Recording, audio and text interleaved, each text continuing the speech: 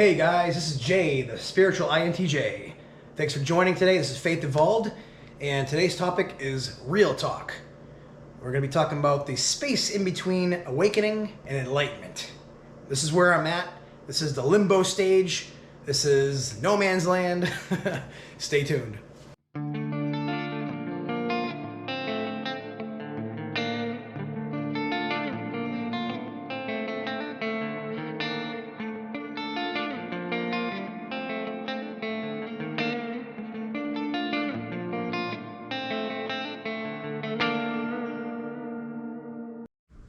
All right, so you're in this little space, this small little space that's in between being awakened and being enlightened. Or maybe this is reversed. Maybe you're, if the camera's reversed, you're awakened and you're trying to get to being enlightened.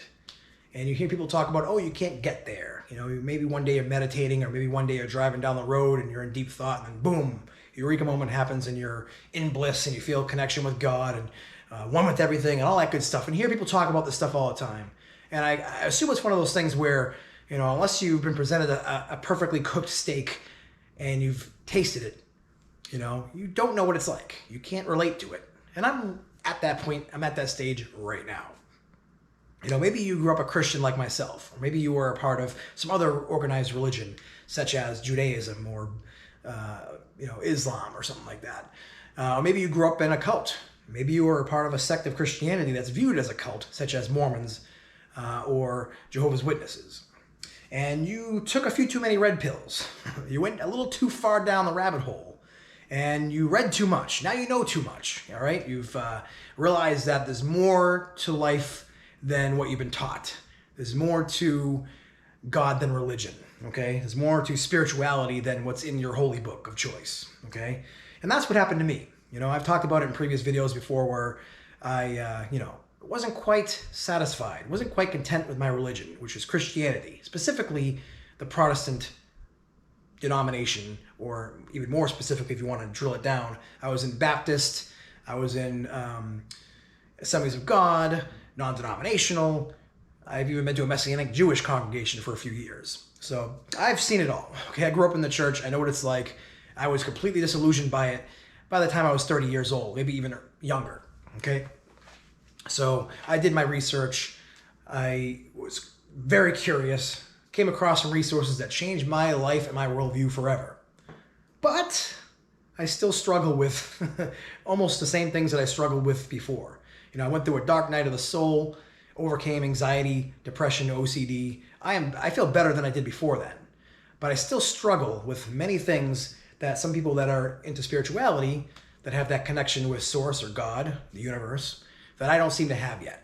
And it's very frustrating. As a matter of fact, I made a rant about this on, this is a pretty prominent group on Facebook called Spirit, Soul, Conscience. And I wrote, warning, rant ahead. Where are all you people? Like, seriously, are we all keyboard warriors who post nice spiritual things or thought-provoking memes online while we meditate by ourselves? Would you guys ever meet with each other in person? With other like-minded souls in person? Like, I'm so sick and tired of being alone, and because of damn COVID, I can't meet friends or find a partner or soulmate. Dating sites suck, and all the spiritual meetup groups and unity churches have gone virtual. I thought we were all enlightened ones who didn't live in fear of things like a virus, yet no one meets in person anymore, and if they do, it's limited capacity with masks and social distancing. We are not meant to live like this! Exclamation point, ad nauseum, with the 3 crying emojis. So I had varying responses, and even though it came across a little bit kind of aggressive, a little bit perturbed, most responses were, hang in there, this will be over soon, keep working on yourself, self-love, keep, realize that, you're never going to feel happy unless you're happy with yourself. You can't expect to find happiness in a partner. And this is the thing I've been struggling with the most. That's really the crux of this video, is that frustration with, everyone telling you that you can't be alone. We weren't meant to be alone. We're social creatures. We need to be around each other. We feed off each other's energy. Okay. And, things like Course in Miracles saying things like, no one heals alone. We weren't meant to be isolated. Okay. And it's the ego that, believes in isolation and separation is the better term. So yet, at the same time, we got people telling you that, you'll never be truly happy unless you love yourself. You can't truly love somebody else or bless somebody else unless you yourself are whole and complete inside. So that's where I'm at right now. That's the frustrating part where it's like, I'm getting better, okay? I have, overcome some serious mental health issues. I don't even need prescription medication. Well, I take testosterone because I have low testosterone, which does help your mood. But, some people that go through what I went through either don't make it or they're on, prescription medications, heavy doses sometimes, to be able to just survive. And I feel like I'm on the edge of being able to thrive. I've started a band. I got some folks that I'm working with to do hopefully a spiritual-based, philosophical heavy metal band. And I'm working out. I have a personal trainer. I play softball in good weather. I work out. I like to do things. I play video games. I try to get out and do things whenever I can. But it's frustrating when you still have that feeling of separation. I don't know what it's like to feel at one with the universe. I don't know what it's like to feel God's presence 99.9% of the time. I had some couple of good experiences, maybe even transcendent experiences, you even call it that, or revelations during meditation, and just maybe listening to the Rancher book, or A Course in Miracles, or Conversations with God, the top 3 of my favorite books right now about spirituality, and just those moments where you feel like, like something perks up within you and you feel more alive. But I still feel that frustrating part of me where the vestiges of my old self, my ego, still holding on for dear life. So it's frustrating, I'm not quite at that enlightened stage. And I don't know how many people really are. After reading all these responses on here, there's only a few people that I would say that are probably a lot closer than I am to being enlightened. And there's some on here that, I could tell have a little more to learn, I'm not judging, I'm just making an observation, There was even somebody that came across saying that I was, being aggressive, and they wouldn't want to connect with me after reading that. But after I spoke with them a little bit, they gave me some good advice, and we left off on a good note. So, I know that there's a lot of good in me, I know that. And even saying that, though, it's like this weird thing goes off in my mind, and I feel like kind of awkward saying it, And that's the problem. Like, I know that's the problem right there. That I need to, just love myself more. And it's hard to say that, when I look at myself in the mirror, I don't look at someone who, is attractive or look like someone who's attractive, or someone that, I look at the mirror and go, ooh, hey, I just don't have that kind of reaction. Sometimes I go, not bad, I just shave my head off, shave my hair off my head.